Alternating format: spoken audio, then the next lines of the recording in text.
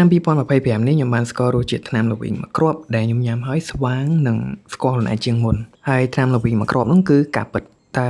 ការពិតវាល្វីងកម្រិតណាការពិតទី1គឺខ្ញុំជាមនុស្សដែលជាក់ស្ដែងគ្មានឬក៏មិនស្គាល់គោលដៅខ្លួនឯងប្រហែលទេខ្ញុំបានចំណាយពេលសាកល្បងរឿងជាច្រើនហើយក៏បានជះជីពេលវេលាអស់ជាច្រើនដូចគ្នា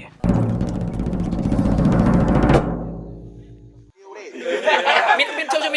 មានអូដែរគាត់អត់អូដែរអូស្ទល់អូខេតទៅ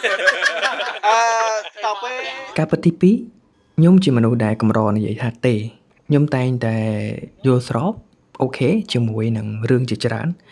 ដែលសូម្បីតែរឿងមួយចំនួនគឺអត់មានចំណេញអីមកដល់ខ្ញុំទេ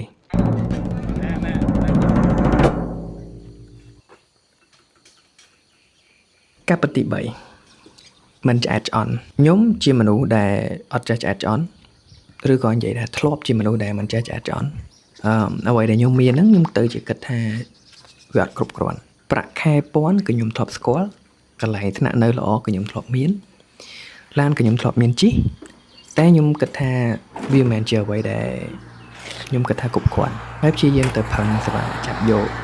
រឿងផ្សេងទៀតចំណុចផ្សេងទៀតដែលចុងក្រោយវាអត់មានចំណេញហើយវាធ្វើឲ្យខ្ញុំបាត់បង់អស់ជាច្រើនទៀត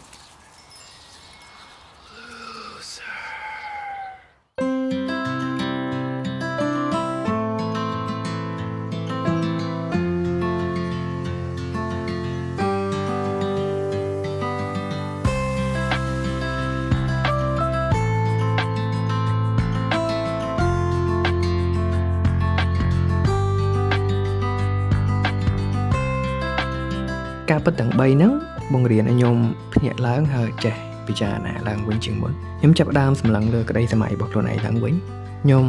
រៀនបែងចែករឿងដែលខ្ញុំគួរតែនិយាយថា yes ឬក៏រឿងដែលខ្ញុំគួរនិយាយថា no ហើយការនិយាយថា no ហ្នឹងក៏វាមិនមែនជាកំហុសដែរនៅពេលដែលយើងចេះប្រើពាក្យ no ឬក៏បដិសេធយើងបានផ្ដល់តម្លៃឲ្យខ្លួនឯងហើយជាពិសេសគឺខ្ញុំចាប់ផ្ដើមរៀនស្រឡាញ់នៅអ្វីដែលខ្លួនឯងកំពុងតែមានមិនថាតិចមិនថាចាស់ឬយ៉ាងណាក៏ដោយខ្ញុំតែងតែអរគុណខ្លួនឯងដែលខ្ញុំមានវាខ្ញុំមានសារមួយនៅក្នុងវីដេអូនេះដែលខ្ញុំចង់ចែករំលែកទៅកាន់អ្នកទាំងអស់គ្នា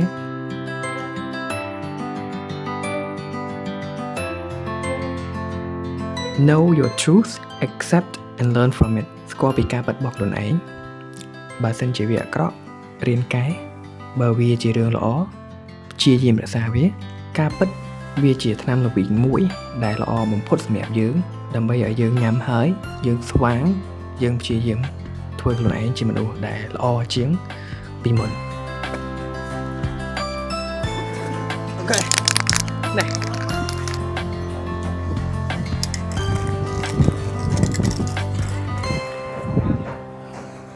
ខ្ញុំអរគុណអ្នកទាំងអស់គ្នាដែលបានតាមដានវីដេអូនេះហើយយើងកុំភ្លេចជួបគ្នានៅវីដេអូក្រោយទៀតអូខេ